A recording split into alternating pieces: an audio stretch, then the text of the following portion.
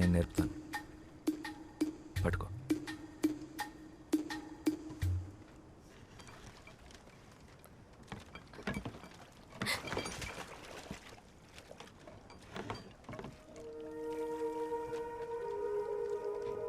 ఈ సృష్టిలో ప్రతి పని రెండు విధాలుగా చేయొచ్చు.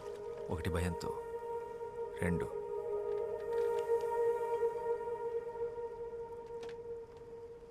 ప్రేమతో.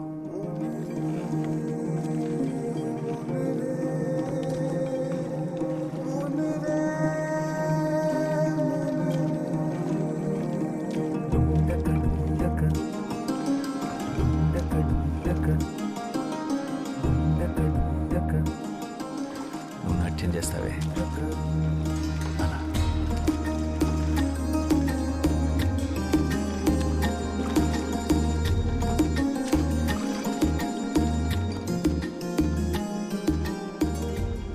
ఏం చేస్తుంటావు నువ్వు?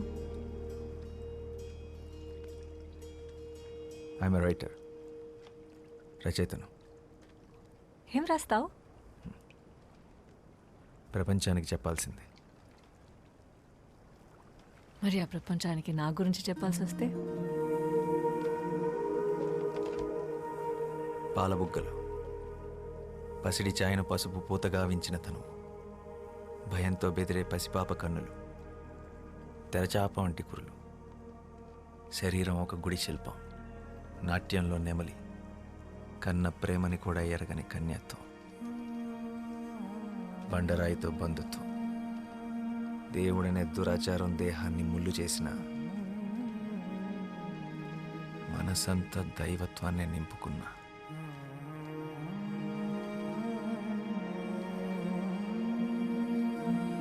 అమ్మో, తెల్లవారిలా ఉంది.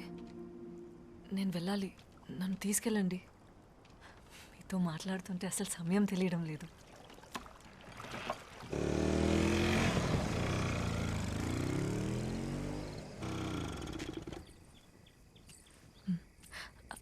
అవును, నీ పేరేంటి? శ్యామ్ సింగరాయ్.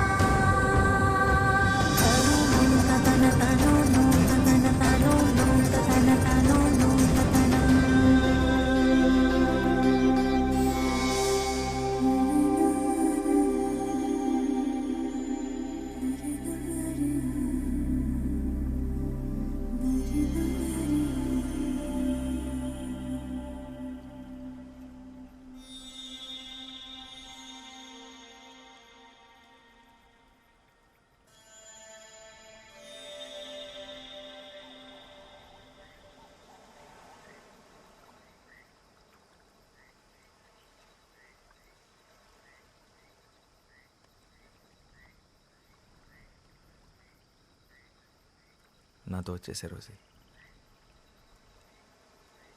రోజు వస్తూనే ఉన్నాగా.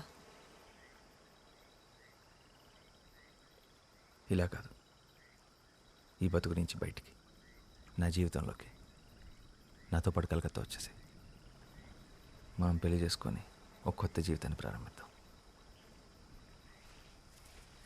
శ్యామ్, నేను ఒక దేవదాసిని, ఆ విషయం మర్చిపోకు. ఏ ఆడది ఎవడికి దాసి కాదు. దాస్యాన్ని కోరుకునేవాడు దేవుడే కాదు, దేవుడు ముసుగులో జరుగుతున్న బానిసత్వం ఇది. అదంతా వదిలే. అసలు నువ్వు సంతోషంగా ఉన్నావా? ఇలా బతకడం నీకు ఇష్టమేనా? ఈ నవరాత్రులు తప్పితే నా జీవితంలో చెప్పుకోవడానికి వేరే పండగంటూ లేదు. ఎవరు కోరుకుంటారు ఇలా బ్రతకాలని?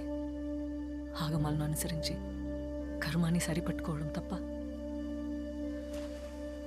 ఆత్మాభిమానం కన్నా ఏ ఆగమం గొప్పది కాదు. తప్పని తెలిసాక దేవుణ్ణైనా ఎదిరించడంలో తప్పే లేదు. పిరికి వాళ్ళే కర్మ సిద్ధాంతం మాట్లాడతారు.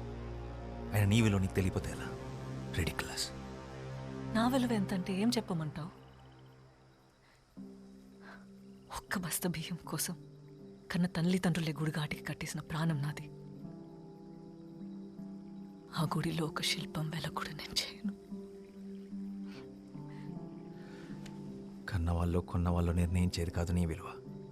నువ్వెంత అనుకుంటే అంత, నిన్ను నువ్వు నమ్మినంత. నేను బయటకు వచ్చి బ్రతకగలనా? గుడి దాటి బయటకు వస్తే ఈ సమాజం నన్ను ఒప్పుకుంటుందా? చెప్పు. ఎంఎస్ సుబ్బలక్ష్మి పేరు విన్నావా? ఒకప్పుడు దేవదాసి, ఇప్పుడు పద్మభూషణ్ అవార్డు గ్రహీత. భరతనాట్యంలో భారతదేశంలోనే అతి గొప్ప డాన్సర్ బాల సరస్వతి. దేవదాసి కుటుంబానికి చెందినదే. ఎముకలతో నిండిన ఈ దేహాన్ని నదిలా కదిలించగల నాట్యకళ నీలో ఉంది.